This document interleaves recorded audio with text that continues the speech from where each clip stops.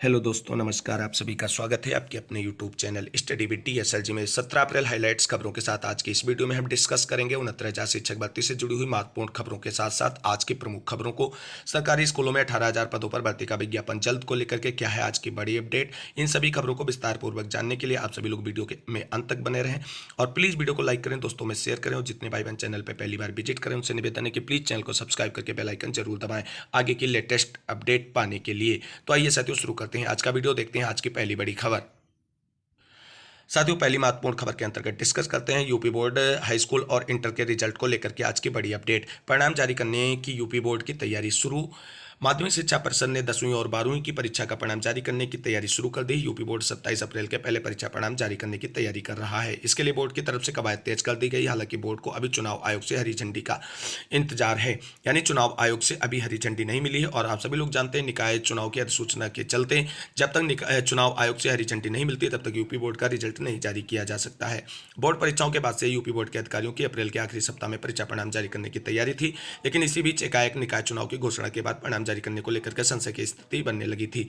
लेकिन रविवार को अचानक परीक्षा परिणाम जारी करने को लेकर के सक्रियता बढ़ गई। ऐसे में उम्मीद है कि बोर्ड 27 अप्रैल से पहले परिणाम जारी कर सकता है। हालांकि बोर्ड को भी चुनाव आयोग की हरी झंडी का इंतजार है। सूत्रों की माने तो समय से रिजल्ट जारी हो सकते हैं, यानी निकाय चुनाव की अधिसूचना के बावजूद भी चुनाव आयोग से यूपी बोर्ड के हाई स्कूल और इंटर के रिजल्ट जारी करने को लेकर के परमिशन दी जा सकती है और 27 अप्रैल तक आप सभी को यूपी बोर्ड के 10 और 12वीं कक्षा के रिजल्ट देखने को मिल सकते हैं। इसके लिए जो भी ऑफिशियल अपडेट निकल कर आएगी उसके बारे में आप सभी को चैनल के माध्यम से जानकारी दी जाएगी। मूव करते हैं आज की अगली प्रमुख खबर की तरफ।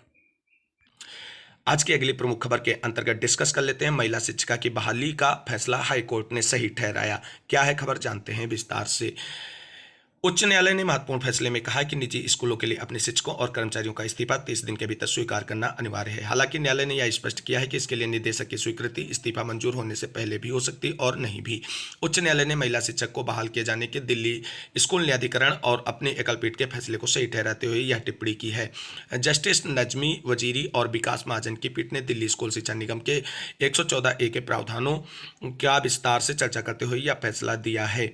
हाल ही में पारित फैसले में पीठ ने कहा कि कानून के स्थापित मानदंडों से साफ है कि स्कूल प्रबंधन शिक्षकों कर्मचारियों का इस्तीफा मिलने के 30 दिन के भीतर इसे स्वीकार करे। साथ ही कहा है कि यह तय अवधि में इस्तीफा स्वीकार नहीं किया जाता तो इसे प्रभावहीन माना जाएगा। उच्च न्यायालय ने कहा है कि जहां तक मौजूदा मामले का सवाल है, दस्तावेजों से जाहिर है कि स्कूल प्रबंधन ने शिक्षिका के इस्तीफे को कभी स्वीकार नहीं किया है। स्कूल प्रबंधन ने न्यायाधिकरण में खुद यह रुख अपनाया था, उसने शिक्षिका का कभी इस्तीफा स्वीकार ही नहीं किया है। ऐसे में हम मानते हैं कि शिक्षिका ने स्कूल के सहायक शिक्षक के पद से अपना इस्तीफा दिया था, लेकिन उसे कभी स्वीकार नहीं किया गया। लिहाजा उनके नियोक्ता और कर्मचारी संबंध बने रहे। जहां तक शिक्षिका को नौकरी से हटाए जाने का सवाल है तो इस बारे में अपीलकर्ता संख्या 3 ने फैसला किया था, जबकि शिक्षिका अपीलकर्ता संख्या 1 की कर्मचारी थी।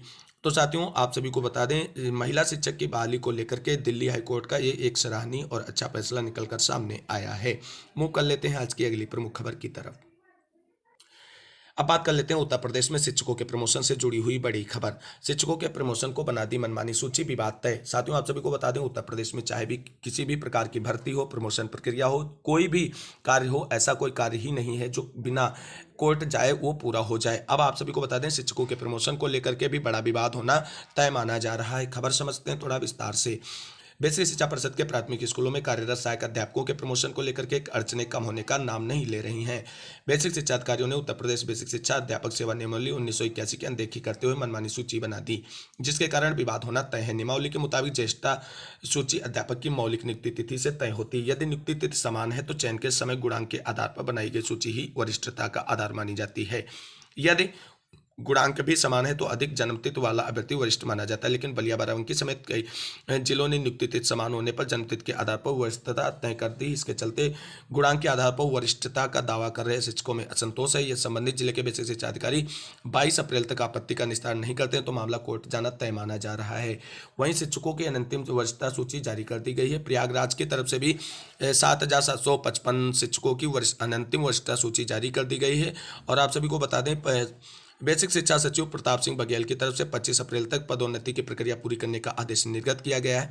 अब देखना ये होगा कि इस तरीके की विवादास्पद वरिष्ठता सूची के बाद क्या निर्धारित तिथि तक प्रमोशन की प्रक्रिया पूरी हो पाएगी, क्योंकि प्रमोशन की प्रक्रिया पूरी होने के बाद बेसिक शिक्षा विभाग में रिक्त पदों का एक्यूरेट डाटा निकल कर सामने आएगा और उसके बाद नई प्राथमिक शिक्षक भर्ती की कहीं ना कहीं संभावनाएं बनती नजर आएंगी। तो जितना डिले इस प्रमोशन की प्रक्रिया में हो रहा है उतने कहीं ना कहीं आप सभी को नई प्राथमिक शिक्षक भर्ती के विज्ञापन में भी देखने को मिल सकती है।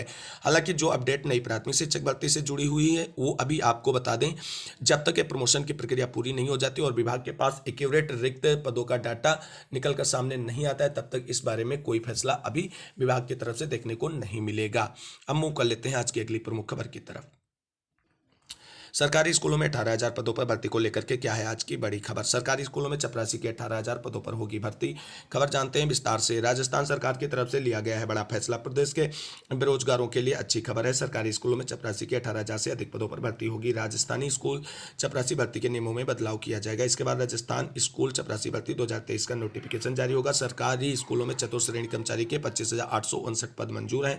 इनमें से 18,381 पद खाली हैं। इन पदों को भरने के लिए वित्त विभाग की मंजूरी नहीं मिली है और 1999 के नियम के अनुसार चपरासी के लिए शैक्षणिक योग्यता 5वीं पास रखी गई। अब इन नियमों में बदलाव की आवश्यकता है और बदलाव के बाद आप सभी को बता दें 18,000 पदों पर चपरासी की भर्ती के लिए जल्द नोटिफिकेशन जारी किया जा सकता है और इसमें आपको बता दें शैक्षणिक बदलाव आप सभी को देखने को मिलेंगे और शैक्षणिक योग्यता जो है वो आगे बढ़ाई जा सकती है। अब देखना ये होगा कि इन 18,000 पदों पर भर्ती के लिए 2023 में जो विज्ञापन जारी होगा केवल उसमें राजस्थान राज्य के निवासियों को ही अप्लाई करने का मौका मिलेगा या अदर स्टेट्स वाले भी इसमें अप्लाई कर पाएंगे। जो भी अपडेट होगी इससे जुड़ी हुई आगे की आप सभी को चैनल के माध्यम से डिस्कस की जाएगी। मूव कर लेते हैं 69,000 शिक्षक भर्ती से जुड़ी हुई आज की बड़ी खबर की तरफ।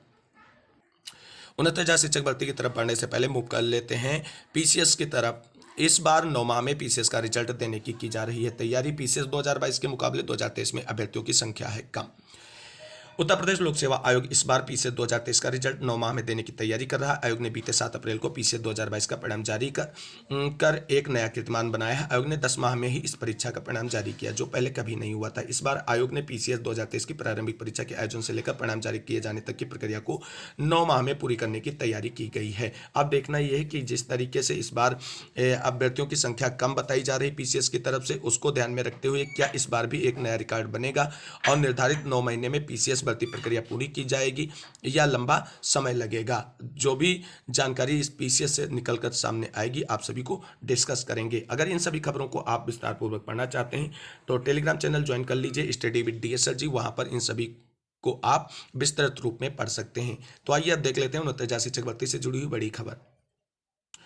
साथियों 69,000 शिक्षक भर्ती में आप सभी लोग जानते हैं सिंगल बेंच के आर्डर को लेकर के डीबी में आज सुनवाई होनी थी, लेकिन डीबी सुनवाई पर आज की बड़ी अपडेट निकलकर सामने आ रही है कि खंडपीठ जो है जहां पर डीबी में मामला लगा हुआ है वहां के सीजीआई जो हैं वो आज उपलब्ध नहीं रहेंगे और इसलिए आज जो होने वाली सुनवाई थी डीबी की एटीआरए मुद्दे पर वो अब टलती नजर आ रही। हालांकि अभी तक इसके लिए हाईकोर्ट की तरफ से केस स्टेटस वगैरह कुछ विस्तृत रूप से ऑफिशियल नहीं जारी किया गया है, लेकिन अधिवक्ताओं और साथियों की तरफ से जो जानकारी निकलकर सामने आ रही है वो यही है कि 69,000 शिक्षक भर्ती में सिंगल बेंच के आर्डर को चैलेंज करने वाली जो एटीआरए मुद्दे को लेकर के डीबी में याचिका फाइल की गई थी उस पर आज होने वाली सुनवाई फिलहाल के लिए पोस्टपोन कर दी जाती है और अगली कोर्ट सुनवाई के लिए डेट अभी डिसाइड नहीं की गई है। उसके बारे में जानकारी जब कोर्ट की तरफ से शेयर की जाएगी और साथियों के द्वारा तो आप सभी को चैनल के माध्यम से उसके बारे में बता दिया जाएगा। यानी आज होने वाली डीबी की जो सुनवाई थी धारा 156 वाले साथियों की तरफ से जो याचिका फाइल की गई थी उस पर आज की कोर्ट सुनवाई कैंसिल है और अब वो आगे की डेट में आप सभी को सुनवाई होती नजर आएगी।